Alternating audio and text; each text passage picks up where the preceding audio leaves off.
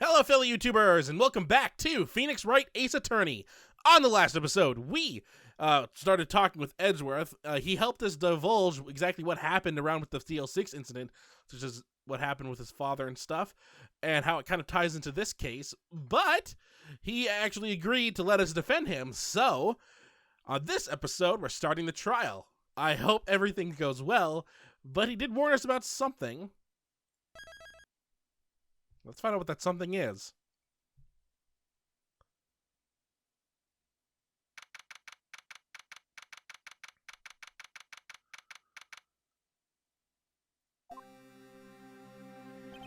Karma?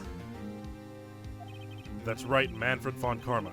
He's the best prosecutor there is. He hasn't lost a case in his 40-year career. He is a god of prosecution, right? A god. Not a single case? He'll do anything to get a guilty verdict. Anything. Sounds like someone else I know, Edgeworth. You don't understand. I mean, he'll really do anything. Manfred von Karma is a man to be feared. That's quite a claim coming from someone who forges evidence. He taught me what it really means to prosecute. What? Just picture a prosecutor as vicious as me, multiplied by a factor of 10.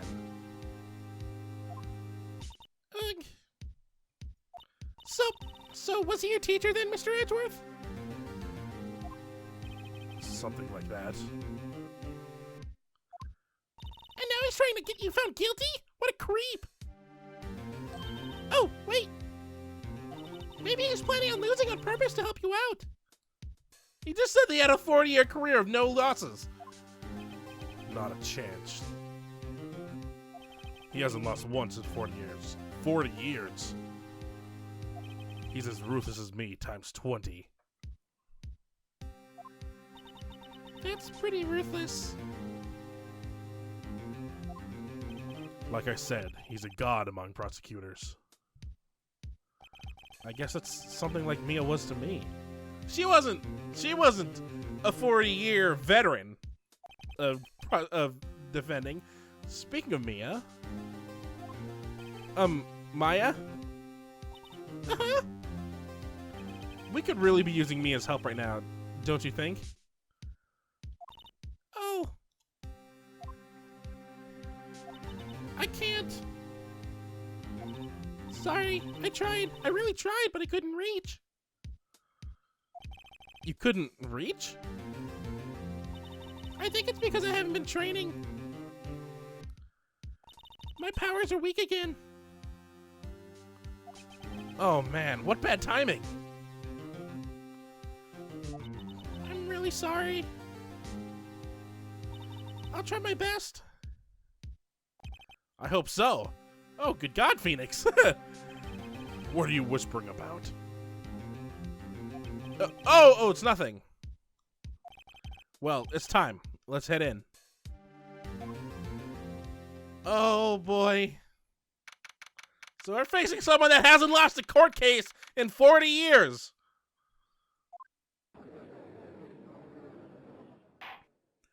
Court is now in session for the trial of Mr. Miles Edgeworth.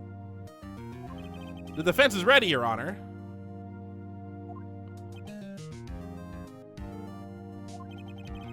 Mr. von Karma, is the prosecution ready?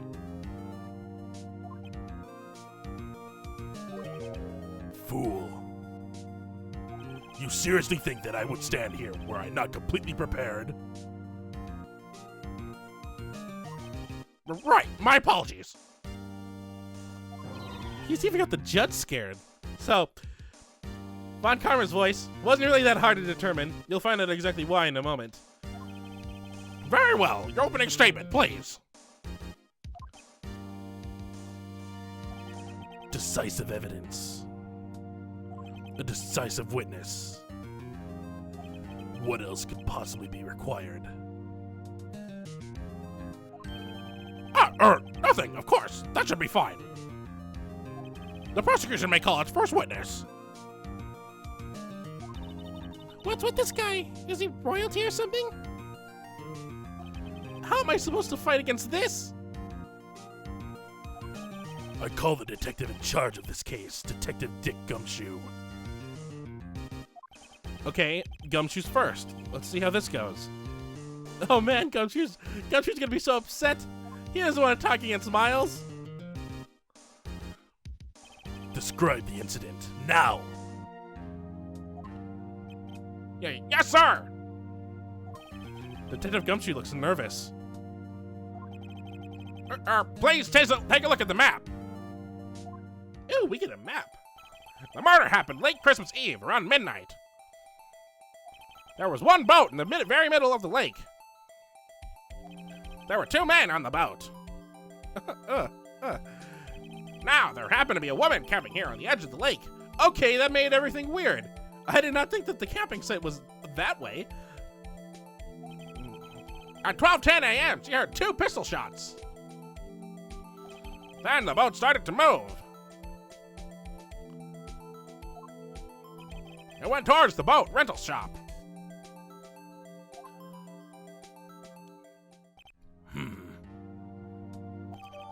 And we'll get the overhead map added to the court record, which is going to be great. Testify to the court about your arrest, now! Wait, Mr. Von Karma! Yes?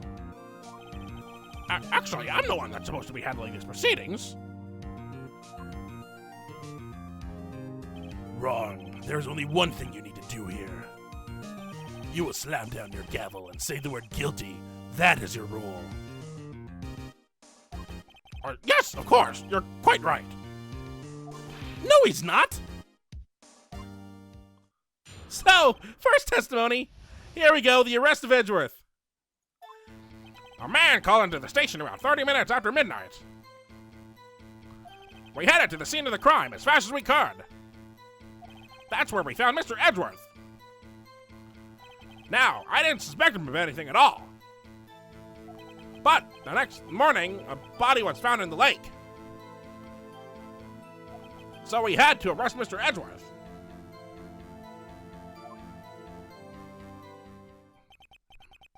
I see. Very well. Begin your cross-examination, attorney. Now! Von Karma's leading this court. Even the judge is scared of him. That's not nice for us. So, our testimony with Gumshoe. Now, Gumshoe isn't lying per se. I mean, he has no real reason to lie to us. He's part of the police. He shouldn't lie to us. So, we're going to be seeing a lot of Gumshoe testimonies in future installments where we just simply need to press him for information. Kind of like what we did with him in the second court case with right before April May testified. So, we're going to press something over here. A body was found in the lake. Let's press this one. Did you find any clues on the body? A single bullet was recovered from the body. He was shot through the heart, fatally. Judge, here's the bullet. It didn't strike bone, so its shape is well preserved. Karma's voice is gonna kill my throat. Very well, the court accepts this bullet into evidence. And we'll get the pistol bullet added to the court record, so yay, we have the thing that killed him.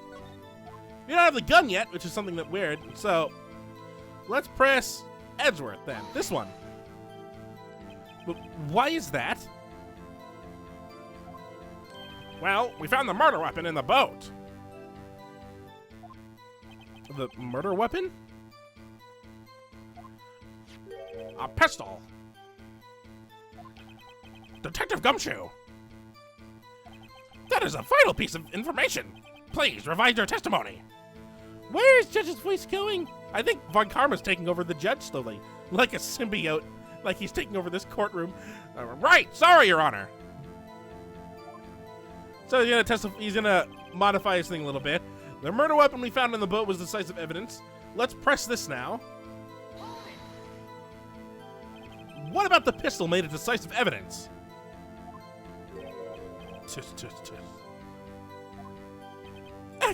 He has the same evil laugh as Edgeworth. That was a laugh? There were fingerprints on the pistol found in the boat. They were clear prints from Mr. Edgeworth's right hand. What?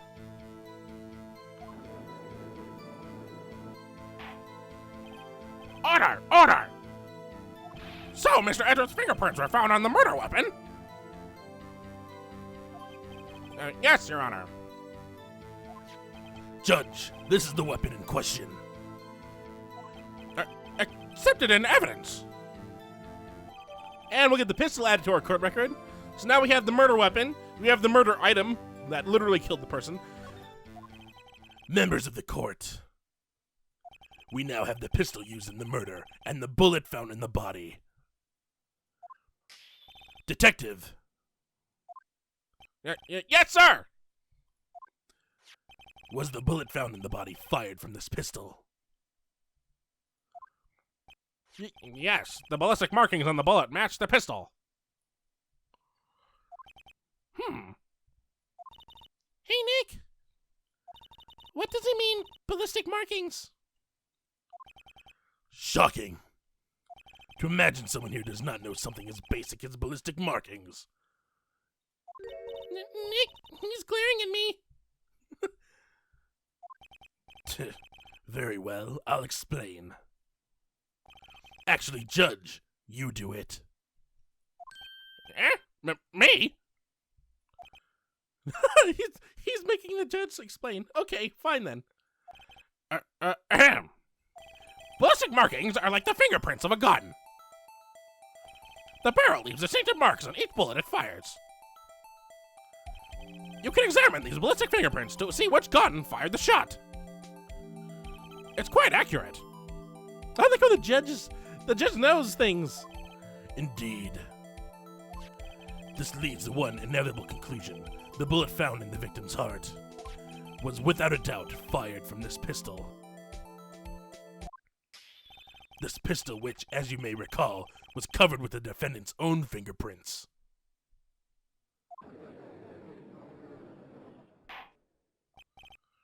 Order! Order! This is bad. This makes it look like Edward did it.